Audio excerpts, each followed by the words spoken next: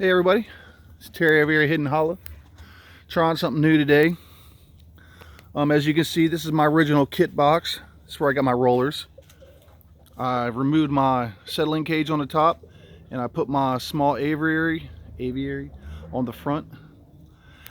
And it's one of my lavenders right here. I've got the trap up right now so they can come in and out this way. Basically, I'm trying to teach them to come in and out. My bald heads. These other guys. I've got one up in the tree up there. There's only been one to come out and actually flown so far. Tank, get over here. But this is the first day. I've had these guys at least 8 months. There's my big daddy right there. He's the only one I have that has a crest on his head. Can't get these guys to come out. My bellhead, she's coming out. But it's the first day since I've had them that I actually decided to let them out. Nice warm day. There's a baby in there, but as warm as it is, you know, I'm willing to risk it. I know they ain't gonna get cold, and I don't think my birds are gonna go anywhere. A few of them come out and they've flown back in. They've went in out the trap door. They went in out the front door, and I'm hoping that here soon these guys will fly. So usually what I usually do on my birds is like usually open the front door and I'll let all the birds out. When that's all said and done, I'll shut the big door. I'll make sure my trap is down inside there. I'll drop the bars and I'll leave this door open here where these two guys are right here. That way they have to come in here and go out there. After everybody's done trapped in, I'll shut and latch this front door. That's a small aviary, and that's how I run this small kit box. That's for my Danish tumblers. I haven't let them out yet. Don't know if I'm ever going to for a while. I was hoping to get some babies first. I got 2 pair in here, as you can see. If you can see. Aren't they pretty birds? I think they're pretty birds.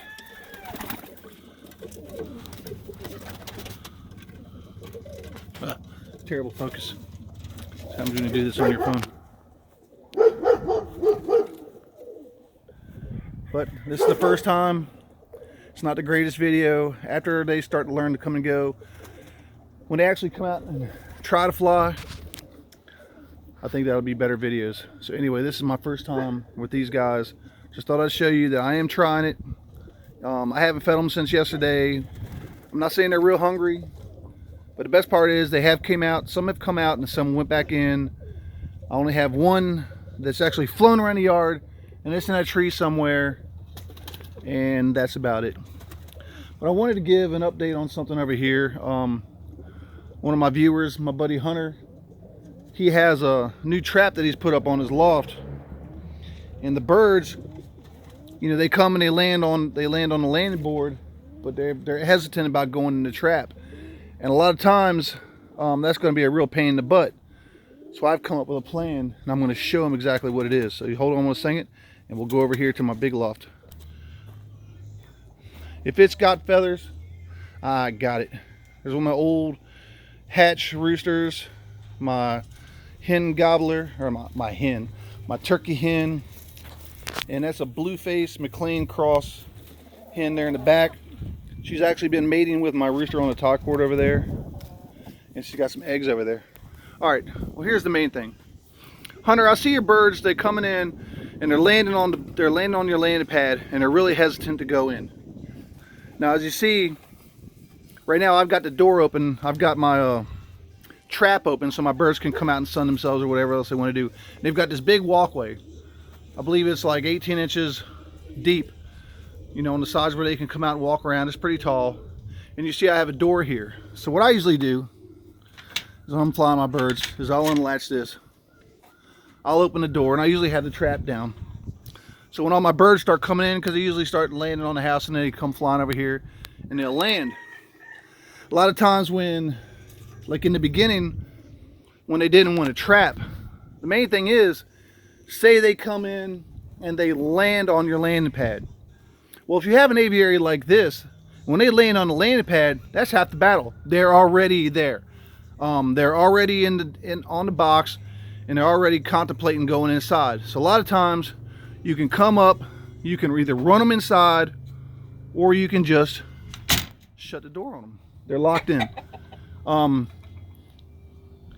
If you have a trap, you need to have some kind of door or something to close at night or even during the day when you're not flying any birds, so that nothing can go in there.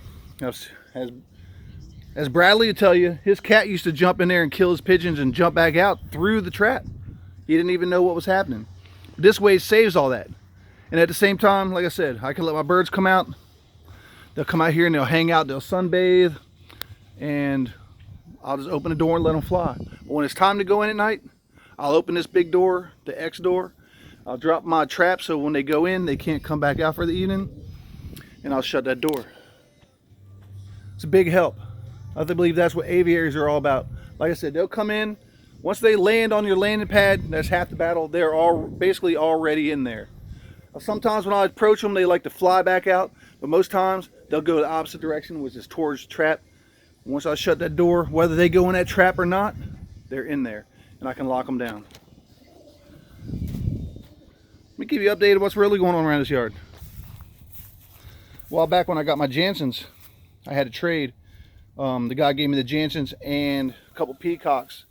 Something happened to one of them. It didn't make it. But this one right here turned out to be a male. He's real pretty. And from what I hear, they throw whites. He just want to get everywhere but inside the camera where I can see him. So I do have a peacock. This pen is basically made out of pallets and some old scrap plywood I had. And a couple 2x4s that I ripped down and made the doors. And then I have these guys. This is my hatch bloodline. I got 2 pure hens and the rooster to go with them. And this is my favorites right here. This is another thing. It's my goose. And the pig. I hate this pig. It's the wife's favorite pet in the world. You see what he's done to my yard. This used to be nothing but grass. Granted, I know it's rained a lot, but he's tore up my yard. And we got our little fainting goats. I believe that's Bandit. This is Sparky. He's the boy. Got Little Blue and Kiko. That's mother and daughter. And then we got our cow. That's T-Bone. We got a shelter there. They go in. They use the shed all the time. I built that little shelter down there with a 55-gallon drum for the pig, which he doesn't use. And that's my little pasture. Let's go over here. A couple weeks back, my neighbor, my asshole neighbor, he called in the DNR, told him I've been burning trash over here in my yard. As you see, it's all yard debris, pallets.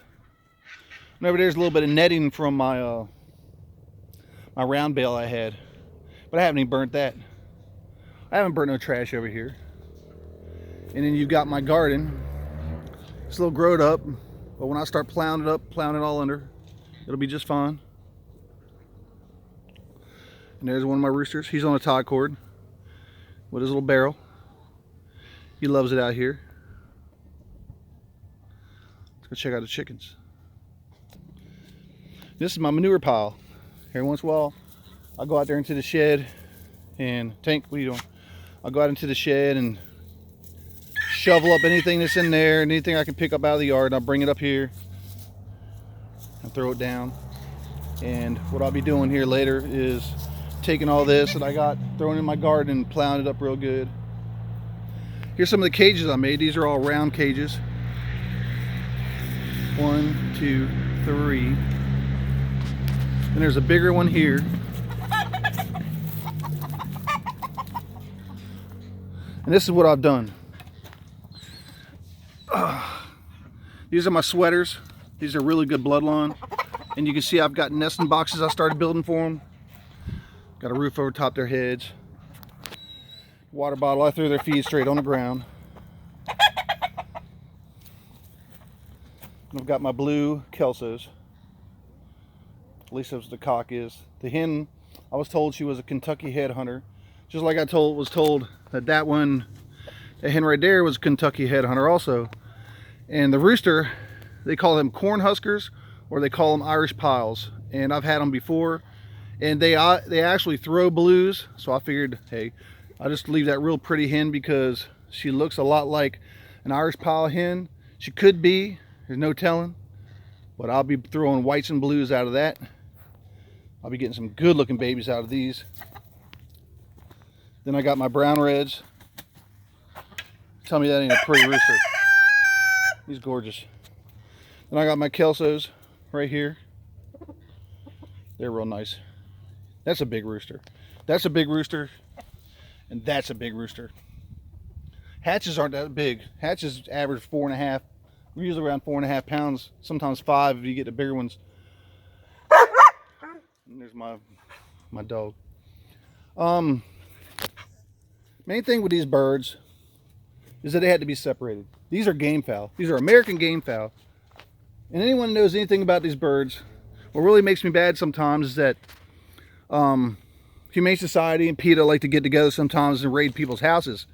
And they come in and they tell you that your birds are trained to fight, and therefore they can't be rehabilitated. And since you can only have one rooster running on a yard at a time of this breed, they deem them dangerous, and they usually euthanize them. And these are a legitimate breed. And I'll tell you straight up, these birds, none of them have been taught to fight, bred to fight. They just fight. They wouldn't be called game fowl if they didn't play the game.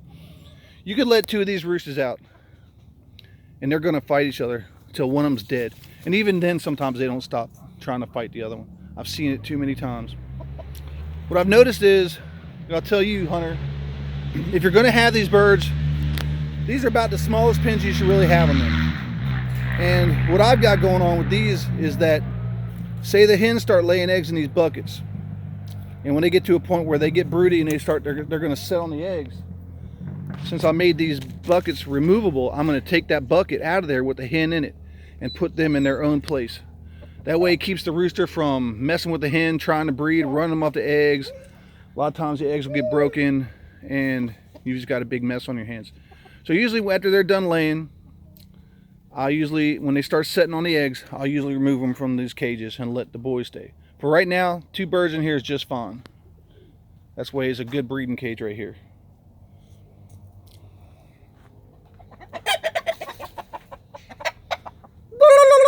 This is my big gobbler.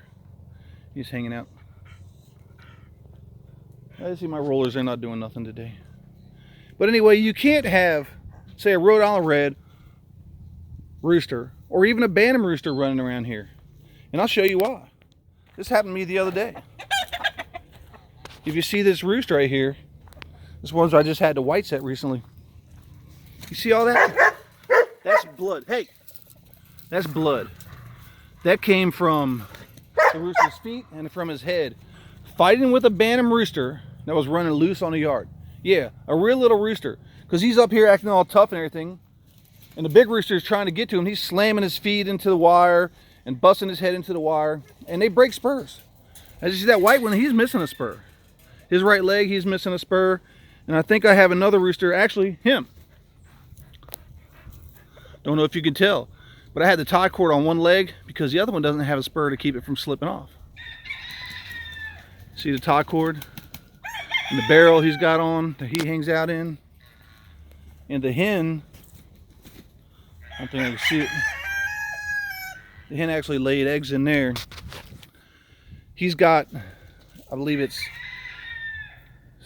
8 foot. I want to say that rope's 8 foot, so he's got a 16-foot round radius that he can run in. And he'll be here till I decide to plow out my garden.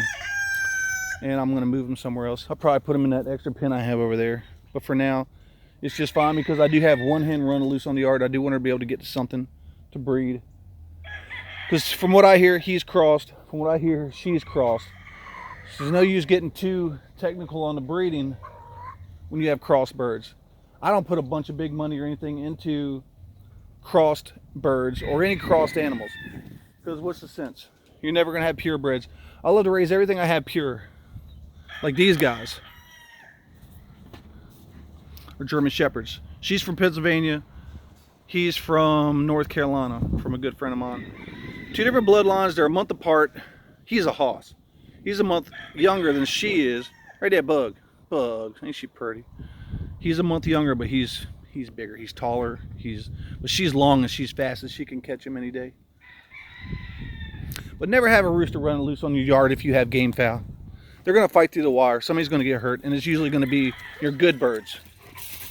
Now, if you have Rhode Island Reds, or you keep other kind of chickens for eggs, I would say lock them up.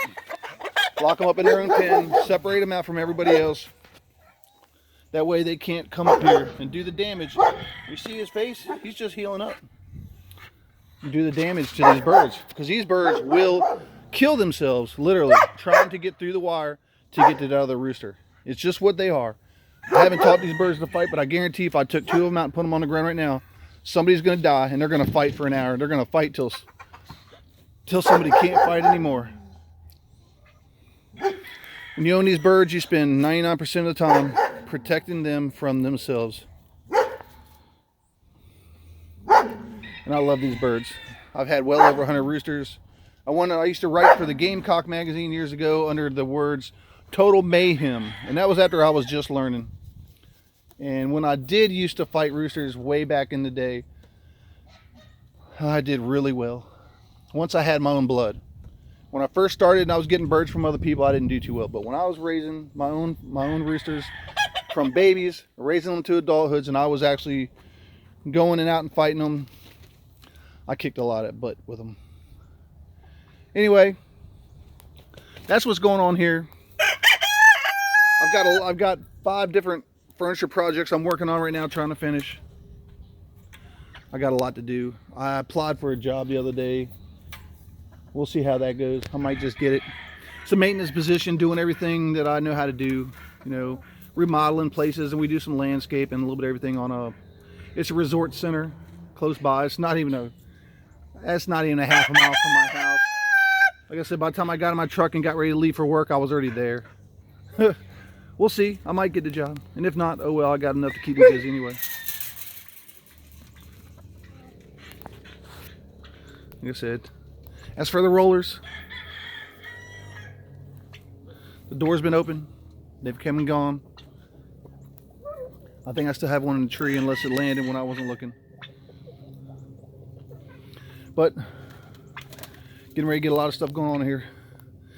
It's not only about the pigeons. It's not only about the dogs. It's not only about the chickens.